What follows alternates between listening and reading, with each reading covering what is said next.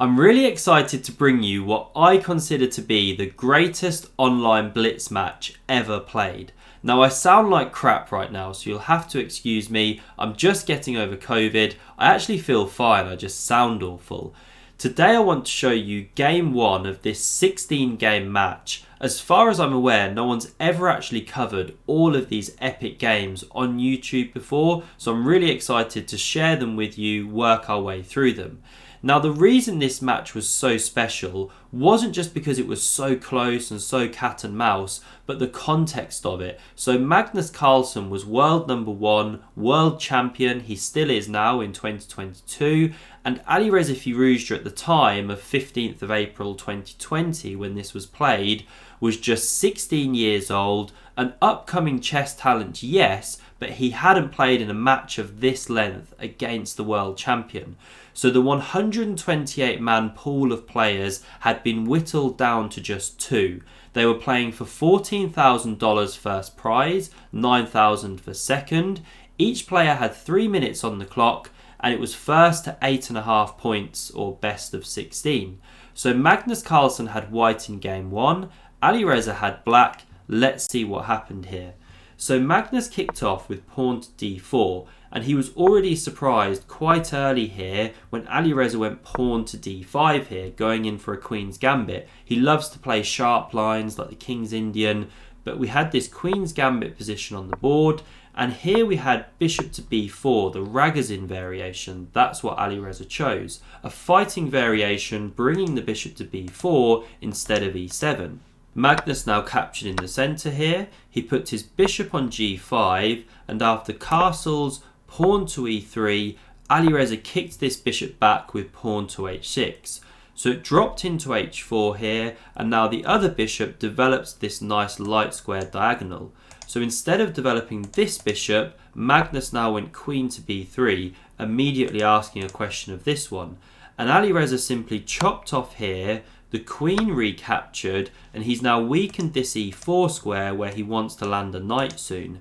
And that explains his next move. So he plays g5. Yes, it weakens his king, but he gains some time against that bishop and now lands his knight on e4, forking these two pieces here. Now he is leaving a pawn to be taken. Magnus didn't take this, but if he had, then what Alireza had planned was knight to c6.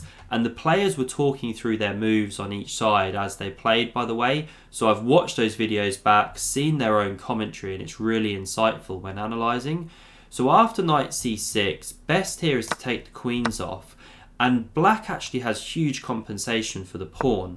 So say you get a line like this where white goes to castle. Well, because this rook just came to the c file, now this critical move h5 can come, starting to pressure this bishop. And it doesn't really have anywhere to go. If it comes to e5, you can go f6. So you'd have to go h4, the pawn kicks on, the knight comes here, and now knight b4 is key. And if we just pause it here, black's a pawn down, but the rook's coming to c2. If you move this bishop so you don't get chopped and have terrible pawns, well then you've lost some more time, so black had plenty of compensation for that pawn. So that's why Magnus didn't go for this. They both assessed that black would be fine. So instead, Magnus moved his queen to a3 in this position. Alireza now went knight c6 anyway. We had bishop to b5 pressuring that one, and the knight dropped back into e7 here. And now really interesting how Magnus played. He could just castle here, a normal looking move, but instead he played this knight to d2 move, assessing that yes, black can take, but actually his king will sit okay in the centre here. On the dark squares, there's no dark squared bishop for black. But first Firouzja flicks in this c6 move. The bishop dropped back, and now he chopped on d2 here. So the king recaptured, the bishops now came off the board, and here Firouzja played his typical aggressive style moves. So first he checked with the queen, the king sidestepped, and then he went pawn to f5.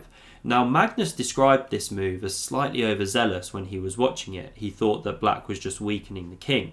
And he could have already played pawn to h4 here, starting to rip open lines, but he was probably worried about pawn to f4, and it looks like this bishop is getting trapped, because if takes, pawn takes back, where is the bishop going? but actually white has a tactical response here. If you want to pause and look for it, please do so.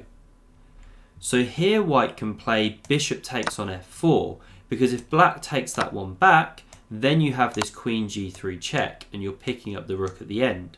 So actually you can't trap the bishop like that, although there is a really nice line here for black. You can go pawn to g4 and you're preparing to put the knight on f5, blockading this pawn and make this one just look like a tall pawn here, stuck behind these ones. So white's still a bit better, but it's a really dynamic, interesting position. Anyway, Magnus didn't go h4 straight away. This is blitz chess. Instead, he went bishop d6. First pressuring the knight, Firouzja defended it, and now he could have gone h4 again, but he went pawn to g4, very double-edged way to play. He's trying to rip open lines for his queen here.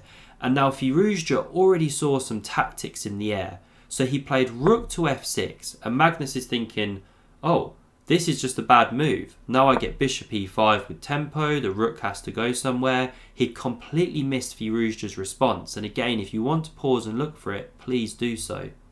So here Alireza played knight to g6, and Magnus was taken aback in his chair and said, I missed this. This is why you never underestimate Alireza. He's so devilishly tricky. And it's a beautiful idea, because if this one's captured, now it opens the line of the rook, and there's knight f4 check, forking king and queen, and you can't take back because the pawn is pinned.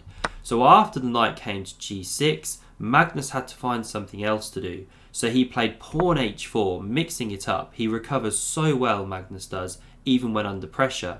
Now the best move for Alireza here was actually taking that pawn on g4. Now Magnus could take here, and you don't want to recapture with this pawn because you open up lines for the queen and then the rook going down towards your king. But there's a beautiful idea for black here, which is rook takes on e5, and Magnus saw this kind of idea in the air as well for Alireza, because after pawn captures, knight captures, the black pieces are just swarming all over the king now. The queen would have to go away, and then you could give this check here on the light squares. The king ducks back, knight d3 check comes, and you're actually forced to give up the queen here. There's just so many problems, all the pieces are flooding in. You could have something like this. Yes, you lose your rook here, but then the queen drops back, and black is better at the end of this line. So a long line there, starting with pawn takes on g4, but that was Firouzja's best. Instead, he played the very pragmatic knight takes. The pawn recaptured, and he took with the rook here. And now amazingly, white is slightly better, but both players are low on the clock. Magnus has about a minute, Firouzja 45 seconds. So Magnus takes here, the pawn recaptures, and he goes rook h5, pressuring here. Excellent move. And now you can't afford to passively defend this one. Then white can start invading with queen d4 or taking here. So Firouzja goes active, as he so often does. Queen b4, pressuring this b2 pawn. Magnus takes here with check, king f7, and then pawn b3 played to defend that one. And here again, Alireza finds a stunning move that Magnus had completely missed. Queen to f4, again using this pin, attacking the rook here, and here Magnus just went completely wrong. So can you find the best move in the position for white? It's not easy. So the best way to play here was queen to c3. Now if black takes here, white takes here, and although you can take here with check, after f3 you can check down here, king d3. Although black is pawns up here, 2 pawns up, white can start checking and black can't actually escape these. If you step to the g file, then the rook is coming, and that's decisive. So this would have just been a draw by perpetual check. But we didn't have queen c3 played by Magnus. Instead, he couldn't find his way through the tactics, and he took with the queen here. Now if this rook takes the queen, then Magnus can capture the queen here because it's left the pin on the pawn. If this rook takes, then Magnus can capture back like this, checking queen and king, forcing this one to take, and then once again he picks up the queen. But what he'd overlooked was Alireza's next move, which is queen takes rook on g5, and he's completely busted. Magnus recaptured, the rook took back, and here Alireza's just a clean rook up. But time was very low, so Magnus played on. He kicked on a few more moves here, trying to flag Firouzja, but there's no chance against a player like Alireza. He's just so quick, and soon he was back even on the clock here. So a few more moves. Here Firouzja just had to hoover up the pawns and then get his own going down the board. So I'm just flicking through these ones now. There wasn't too much to see. Clear rook up for Firouzja, and very soon he generated this pass pawn on the queen side, got it all the way down the board here. The king had to come back, lots of checks, even Magnus was down on time here, and after these final few moves we even saw a checkmate on the board to finish the position. So first blood to Alireza. Stay tuned for game 2, and if you want to see another epic chess game, click here. Thanks for watching, see you soon.